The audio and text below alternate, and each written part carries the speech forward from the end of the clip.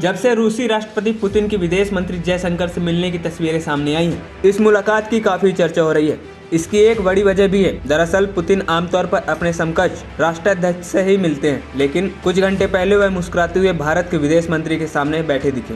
इससे पहले उन्होंने राष्ट्रीय सुरक्षा सलाहकार अजीत डोभाल के लिए भी अपनी ये परंपरा तोड़ी थी। 2022 में यूक्रेन में लड़ाई छिड़ने के बाद मॉस्को पर पश्चिमी देशों ने प्रतिबंध लगाए तो भारत रूस के प्रमुख इकोनॉमिक पार्टनरों में से एक बनकर उभरा।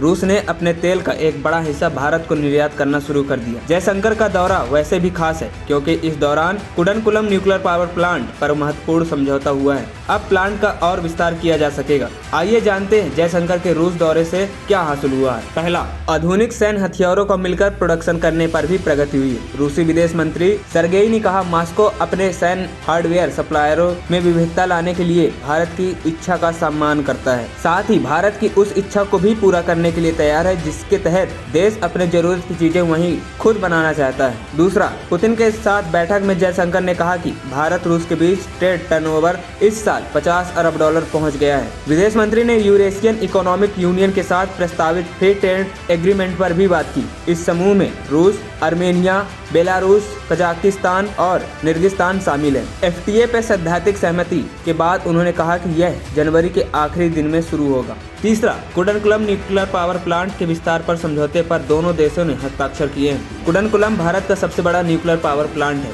इसके 6 रिएक्टरों को रूस के सहयोग से बनाया गया है। 6 में से 2 इस समय काम कर रहे हैं। चौथा, इसके अलावा मेडिसिन, फार्मास्यूटिकल सब्सटेंस और मेडिकल उपकरणों को लेकर MOU पर हस्ताक्षर किए गए। पांचवां, जयशंकर से मुलाकात के दौरान पुतिन ने PM मोदी को रूस आने का न्योता दिया। विदेश मंत्री ने कहा भी कि अगले साल PM मोदी रूस का दौरा कर सकते हैं। मोदी पुतिन के बीच अच्छी केमिस्ट्री देखी जा सकती है। भारत ने अमेरिका के प्रेशर को इग्नोर करते हुए रूस से S-400 मिसाइल सिस्टम खरीदा है। और अंतिम, छठवां, जयशंकर ने रूसी विदेश मंत्री के कारोबार, निवेश क्षेत्र में संबंध बढ़ाने, ऊर्जा के क्षेत्र में सहयोग बढ़ाने पर भी बातचीत की है और साथ ही अफगानिस्तान के हालात पर भी चर्चा हुई है। NP टाइम्स की रिपोर्ट।